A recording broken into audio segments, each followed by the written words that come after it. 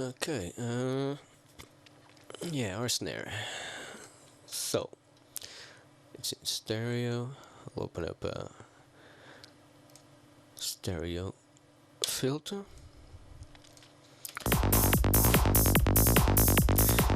Well, you see, I don't need all this in my snare. Not in Psytrance, at least. They say the power of the snare is around 200. That the punch of the snare is around 200.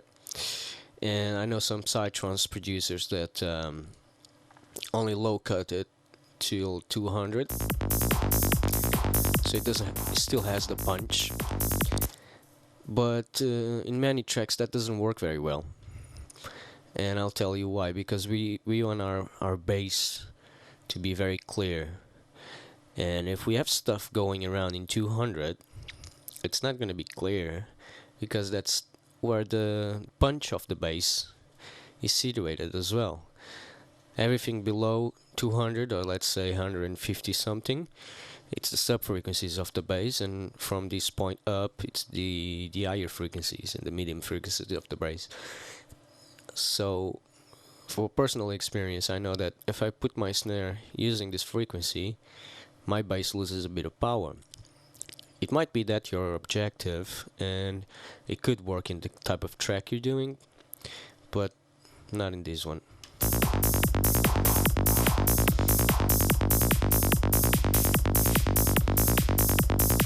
That's where I want my snare.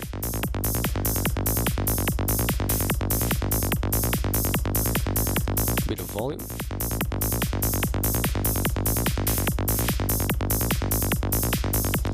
Now I got another snare going on.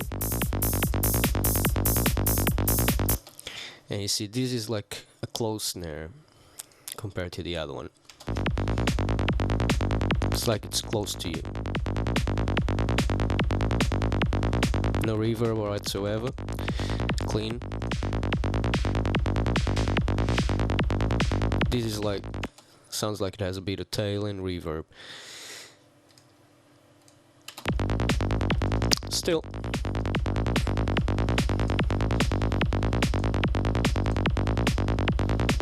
look at that. Using a lot of those punchy frequencies that quiets my bass by quite a lot.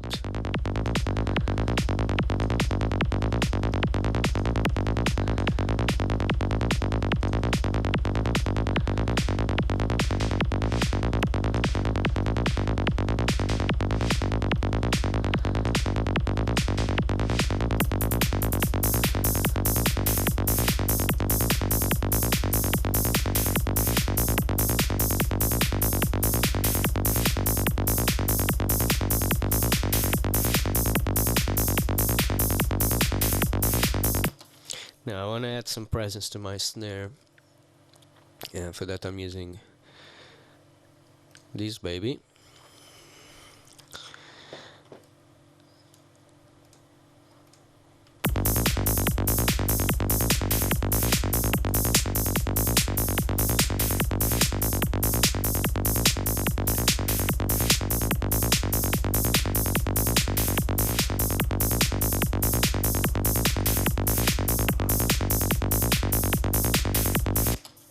And all I did is watch.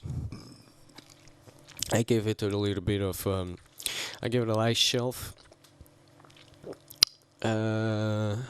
Q.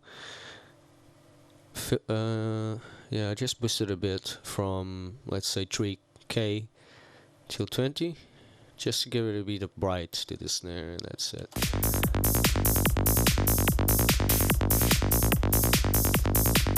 So you might say, oh man, this percussion is very thinny, it's got no power and all that. Well, I got my kick and my bass for the power. Now let's see, my claps.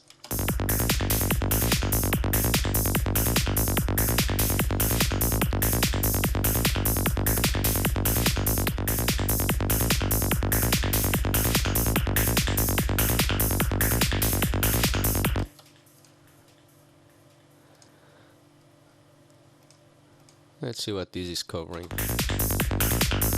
Oh my god.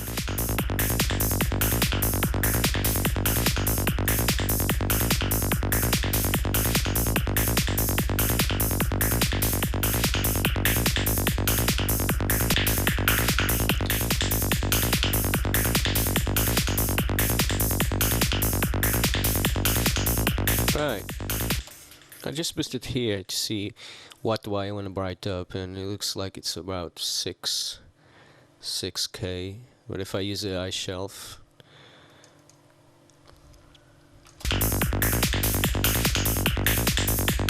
man, that's bright. Yeah, that's what I need, an ice shelf till about 2K, let's say. And of course I'm not using this because I use this just for cuts. Again, using my Oxford.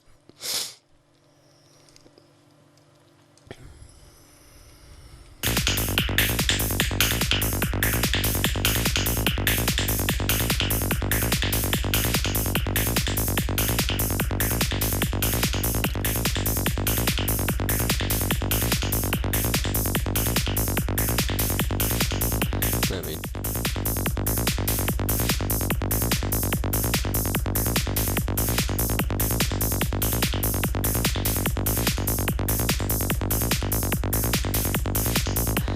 Now, in these kind of instruments in the percussion, we want it to sound crystal clear, and then we gotta find that frequency. Sometimes a high shelf will work quite well, sometimes no. Just some frequencies need to be boosted, not all of it. The technique I've been using now for these claps is, let's disable this. I make sure I'm listening to it.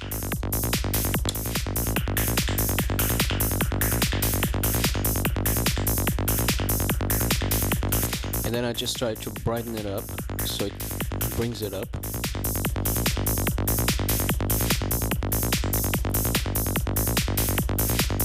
Oh.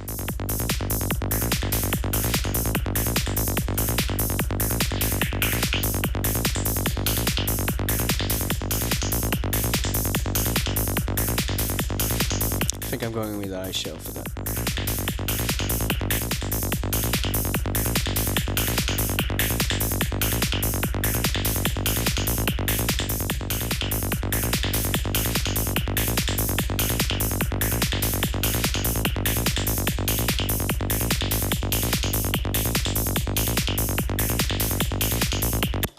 Now, maybe, let me try to do something here.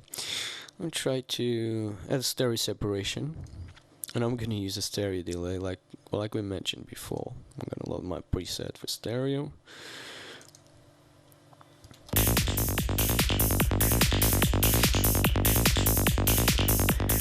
That separates it a lot.